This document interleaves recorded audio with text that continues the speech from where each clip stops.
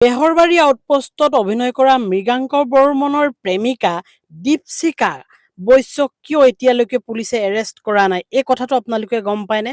হয়, আপোনালোকে গম পাব, কাৰণ ইয়াত ব্যক্ত কৰিছে যে কিয় দীপশিখা বৈশ্য এতিয়ালৈকে এৰেষ্ট হোৱা নাই। এটা ডাঙৰ সত্য প্ৰমাণিত হৈছে, আৰু সেইটো কাৰণেই দীপশিখাক এতিয়ালৈকে এৰেষ্ট কৰি জেল হাজোতলৈ পঠাব পৰা নাই কোনে? বিভাগীয় কৰ্তৃপক্ষই। আৰু এইগৰাকী যে দোষী, এই কথাটো CCTVৰ ফুটেজত সম্পূৰ্ণৰূপে ওলাই আছে, কাৰণ প্ৰতিটো CCTVৰ ফুটেজত তেখেতৰ মুখখন ৰঙা কৰি কৰি দেখুওৱা হৈছে, কাৰণ সেই বিশেষ হোটেলখনৰ পৰা মৃগাংক বৰ্মনৰ লগত দীপশিখা বৈশ্যও ওলাই আহিছিল একেটা ৰুমৰ পৰা। এই CCTV ফুটেজটো অহাৰ পিছতো কিয় বিভাগীয় কৰ্তৃপক্ষই এই দীপশিখা বৈশ্যক এৰেষ্ট কৰিব পৰা নাই?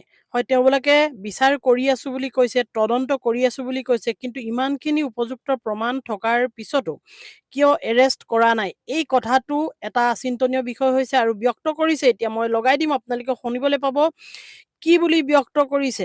এজন বিষয়াই ব্যক্ত কৰিছে, এই দীপশিখা বৈশ্য অলৰেডি দুটিকৈ সন্তান আৰু স্বামী থকাৰ পিছতো দুজনকৈ পুৰুষৰ লগত তেওঁ অবৈধ সম্পৰ্ক আছিল। সেয়া আছে ৰাজু আলী আৰু মৃগাংক বৰ্মন। ইয়াৰ উপৰিও আৰু এজন শৰ্মা উপাধিধাৰী ব্যক্তিৰ সৈতে বিশেষ সম্পৰ্ক আছিল বুলি জানিব পাৰি বিশেষ সূত্ৰে, কিন্তু নামটো এতিয়ালৈকে সেইটো ৰিভিল হোৱা নাই।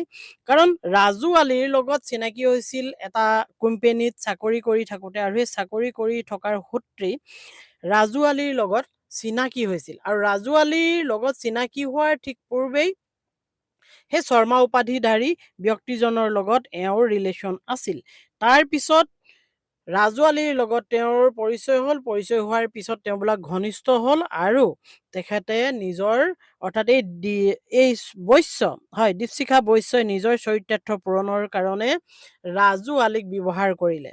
আৰু ৰাজু আলীৰ লগত আকৌ খেলি মেলি হোৱাৰ পিছত ৰাজু আলীৰ পিছত বৰ্মনৰ লগত আহিল, কাৰণ মৃগাংক বৰ্মনৰ লগত আকৌ ৰিলেশ্যনত আহিল। ৰিলেশ্যনত আহি মৃগাংক বৰ্মনক এনেকৈ হোটেললৈ মাতি পঠিয়াইছিল, আৰু মাতি পঠাই তেওঁলোকে সময় অতিবাহিত কৰিছিল, যাৰ কাৰণে আজি চৰ্চিত হৈ আছে এই বৈশ্য, হয়, দীপশিখা বৈশ্য কিয় এতিয়ালৈকে গ্ৰেপ্তাৰ হোৱা নাই।